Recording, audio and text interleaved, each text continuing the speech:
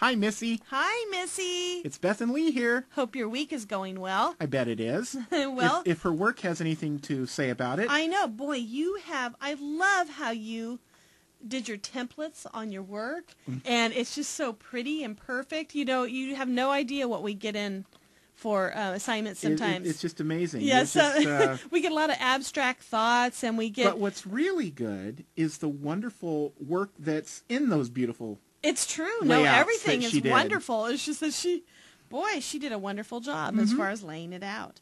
Your assessment test is just A-okay.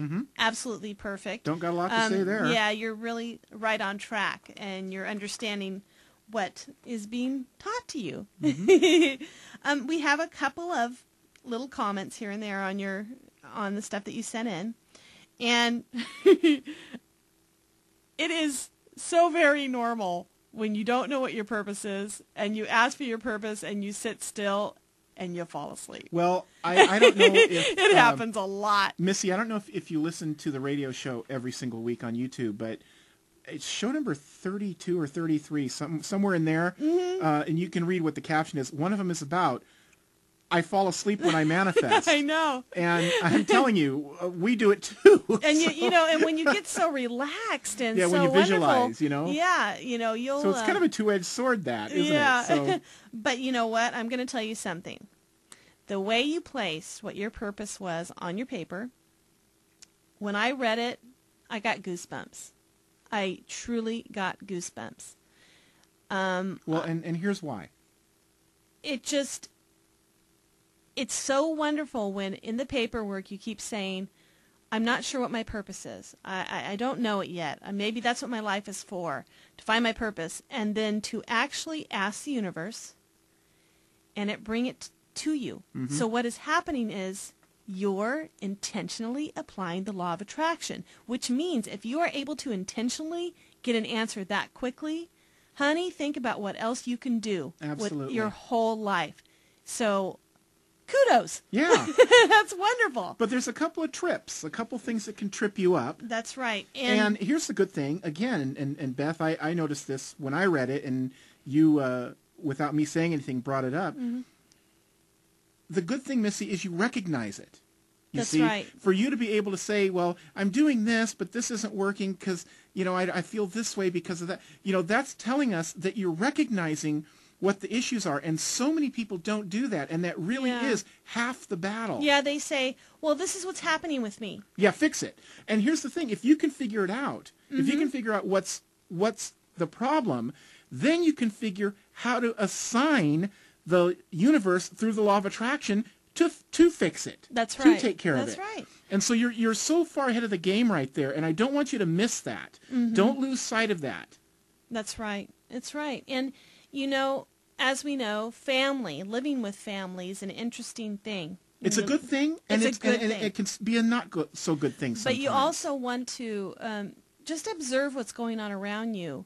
Observe how your family interacts. And I'm not necessarily talking about your children. I'm talking about your parents or whoever you're living with, because you can see where some of your own possible roadblocks, number one, where they came from, but how you can change them by seeing them. And how they came, how they were born. What were they born out of? That's right. And the one thing that we see is that you're definitely someone who helps others. Whether you're helping out of guilt or whether you're helping out of joy. Or helping out of fear for what will happen if I don't help. Right. And you also, you state that you don't make enough time for yourself. Well, Lee, you want to give her the airplane story? Because this is a good way to put it. This is a very good way to put it. Missy, picture yourself on an airliner and you've got one of your children next to you. And the first thing that the flight attendant will say during the warm-up there is, in the event that the oxygen mask drops out of the ceiling, put it on yourself and start breathing before you worry about getting the one onto your children. And that's counterintuitive because we all want to, save our kids, save the other person first.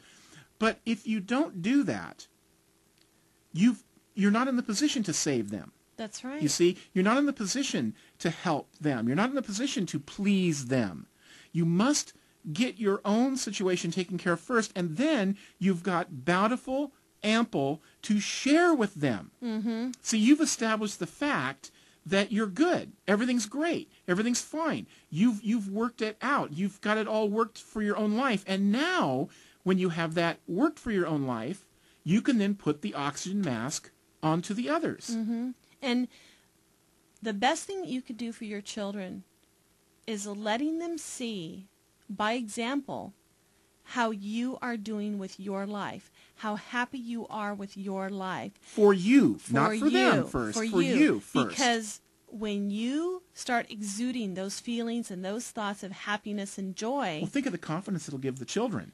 The kids themselves are going to be drawn to happiness and joy as well, and that is the best thing you can do for them besides buying them clothes, you know, and feeding them. And worrying about the incidentals that, as parents, we worry about. Yeah. So by saying that, it's important to make time for yourself. It's important to put yourself first. It is not selfish in any way, shape, or form. If you are happy, and if you have the amount of money that you want, if you have the relationship that you want, everything around you is going to benefit. Your children, your parents, everybody is going to benefit from that. And so it doesn't mean that you go around saying, no, I won't help you. No, I'm not going to help you, because obviously if it makes you happy to do that, you should be doing that. But well, and you can look at it this way too. Let's say that you need help with something. Okay, do you go to seek help from somebody who has it together, or do you go and seek help from someone who doesn't? Mm-hmm.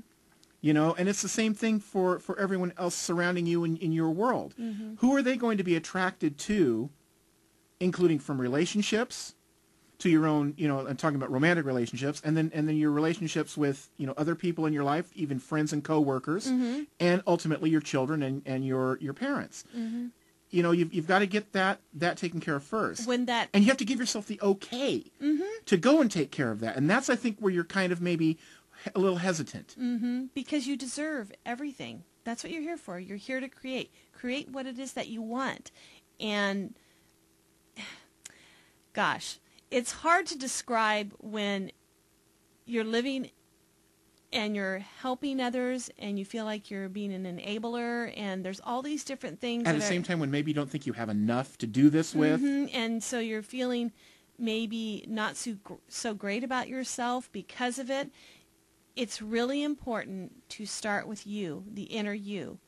It really is important to go there, and it isn't selfish in any way, shape, or form. Not a bit. And it's not greedy. And it's not greedy to almost have selfish what you want. It's almost selfish not to do that. Yeah. Because you never get into the place where you can adequately do what it is you want to do. Mm-hmm. So then what you do is you become a disappointment to the ones who you're trying to, establish this goodness with. Mm-hmm. So, and you don't have to say a word about it. If it's something that you feel that whatever you're working on, someone's going to say to you, can you believe what she's doing? She thinks she's going to change her world. Mm-hmm. Or, oh, poor thing, look what she's going. Do not buy into it. Well, I'm telling you, you want to keep it quiet, and you work on your own self. That's one of our lessons coming up. Yep. What made the weight start to come off and all this other good stuff a few years back is the fact that I got the other things taken care of. Yeah, Lee started on the inner work of him, and his outward appearance reflected how he felt on the inside. And that's really what it comes down to. Get on the inner and figure it out, which we're doing. That's what we're doing with you. You're just going to be amazed at how good you're going to feel. And it's fun. It is a lot of fun. And so, that being said, we have a little suggestion here. One of these says, how does the question above make you feel when you finish it? Not good. You notice that you say, I don't. Have a little suggestion there. Something that's really, really worthwhile is to write down the I don'ts and turn around, cross them out, and write the opposites. I do. So that when those come into your head, you use the opposite as your affirmation. Well, Missy, have we talked enough for you? Well, if we haven't, there'll be more next week. That's right. And please, any questions you have, email us anytime. And next week, we'll go over more assignments and talk to you some more. Looking forward to it. All right. Bye, Missy. Bye, have Missy. a great weekend.